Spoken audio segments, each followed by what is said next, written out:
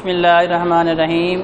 السلام علیکم ورحمۃ اللہ وبرکاتہ۔ جماعت داہم اردو چیپٹر نمبر 4 نظریہ پاکستان۔ اس چیپٹر پہ ہمارا پہلا لیکچر تھا اس کے خلاصے کے اوپر۔ سیکنڈ لیکچر میں ہم نے اس کے پہلے 4 مشقی سوالات ان کے اوپر بات کی تھی۔ اب اس مشق کے اگلے 4 سوالوں کے اوپر بات کرتے ہیں۔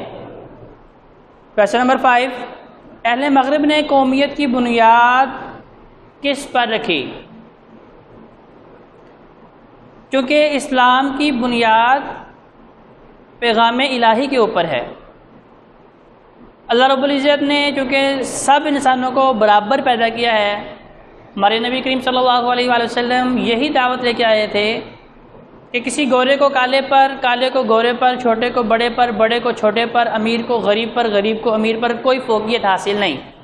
ہاں البتہ اگر سمجھتے ہیں کہ اللہ کی نگاہ میں کوئی مقام حاصل کرنا چاہتا ہے، کوئی مرتبہ حاصل کرنا چاہتا ہے، اللہ کی نگاہ میں کوئی مکرم بننا چاہتا ہے، مقرب بننا چاہتا ہے، تو وہ صرف اور صرف تقوی کی بنیاد پہ ہے۔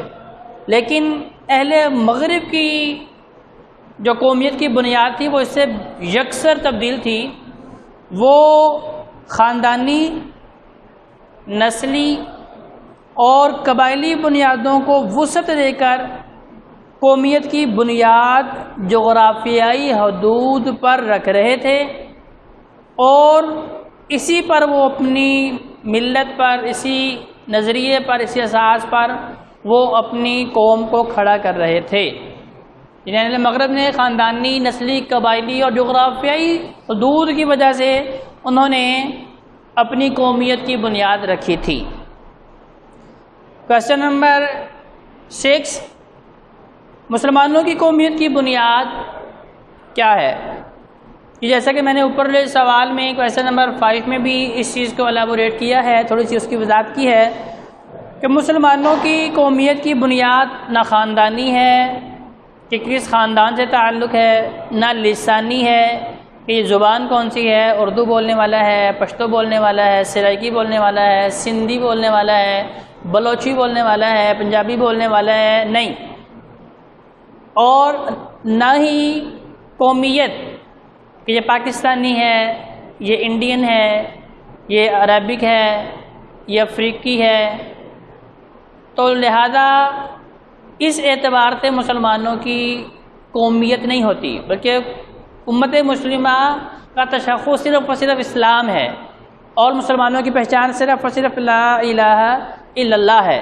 تو گویا کہ مسلمانوں کی قومیت ایک نظریاتی قومیت ہے جس کی بنیاد لا الہ الا اللہ پر قائم ہے، یعنی کہ نسل، رنگ اور وطن کی بنیاد پر نہیں، بلکہ ایک نظریے، ایک عقیدے، ایک کلمے کی بنیاد پر وجود میں آئی ہے۔ اور اس نظریاتی پہلو کو نمایاں کرنے کے لیے اسے ملت اسلام یا امت محمدیہ کہا جاتا ہے۔ کویسچن نمبر 7، نظریہ پاکستان کا مقصد کیا ہے؟ تو عزیز طلبہ، نظریہ پاکستان کا مقصد یہ نہیں کہ ایسا الگ وطن، ایسی الگ ریاست حاصل کر لی جائے جہاں پہ کلچر ہندوؤں کا ہو، قانون مغربی ہو، رسم و رواج دل کی منمانی ہو، نہیں، بلکہ عزیز طلبہ نظریہ پاکستان کا مقصد صرف اور صرف یہ تھا ایک اسلامی فلاحی مملکت، یعنی کہ ایسا ملک، ایسا وطن عزیز جہاں پہ اللہ اور اس کے رسول کا بول بالا ہو، جہاں دین اسلام کا پرچم بلند ہو، جہاں پہ عبادات اور رسومات اور معاملات سارے کے سارے عین اسلامی ہوں، اسلام کے ماتحت ہوں، مسلمان کی خواہشات، آرزوئیں، تمنائیں ساری کی ساری اسلامی ہوں، ایسا وطن حاصل کرنے کی جستجو کی گئی تھی، اور یہی نظریہ پاکستان تھا۔ جی، اور 8واں سوال، شدھی اور سنگٹھن کی تحریک کے مقاصد کیا تھے؟ ہندوستان میں بہت سی تحریکیں مسلمانوں کے خلاف شروع کی گئیں جن کا مقصد اور جن کا مطلوب یہ تھا کہ کیسے مسلمانوں کو دبایا جائے، پسپا کیا جائے، ان پہ ظلم و ستم ڈھائے جائیں۔ جیسے آج بھی دیکھیں کہ ہندوستان میں بہت سی ایسی تحریکیں موجود ہیں جن کا مقصد صرف اور صرف یہ ہے کس طرح مسلمانوں پہ ہم ظلم ڈھا سکتے ہیں، کیسے ان کے حقوق کو پامال کر سکتے ہیں، کیسے ان کے خون کو ہم آسان طریقے سے بہا سکتے ہیں، تو اس کے اوپر وہ عمل کرنے کے لیے کوشاں ہیں اور اس کے اوپر وہ جدوجہد کرتی رہتی ہیں۔ گو کہ ان کے نام انہوں نے بڑے بڑے عجیب و غریب بھی فلاح انسانیت کے اعتبار سے رکھے ہوئے ہیں، انسانی حقوق کے نام پہ رکھے ہوئے ہیں، لیکن وہ دراصل پس پردہ صرف اور صرف مسلمانوں کے حقوق سلب کرنے کے لیے، انہیں دبانے کے لیے اور ان کے اوپر ظلم و ستم کرنے کی تحریکیں بنائی گئی ہیں۔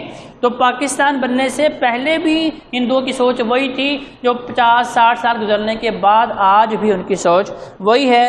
تو ہندوؤں نے مسلمانوں کو ہندو بنانے کے لیے شدھی کی تحریک شروع کی تھی کہ وہ مسلمانوں کو ہندوازم کی دعوت دے رہے تھے کہ آپ ہندو مذہب اڈاپٹ کر لیں، اختیار کر لیں، اس کی طرف آپ مائل ہو جائیں، اور پھر ان کو ختم کرنے کے لیے سنگٹھن کی تحریک شروع کی گئی۔ تو یہ دونوں تحریکیں مسلمانوں کے خلاف، مسلمانوں کو ہندوازم میں کنورٹ کرنے کے لیے، تبدیل کرنے کے لیے، منتقل کرنے کے لیے، اور مسلمانوں کا صفحہ ہستی سے خاتمہ کرنے کے لیے بنائی گئی تھیں۔ تو یہ چند ایک سوالات تھے جو لے کے ہم آپ کے سامنے حاضر ہوئے تھے۔ انشاءاللہ آئندہ لیکچر میں اگلے چیپٹر پہ گفتگو شروع کریں گے۔ اللہ تبارک و تعالیٰ آپ کو اور آپ کے اہل خانہ کا مناصر ہو۔ السلام علیکم ورحمۃ اللہ وبرکاتہ۔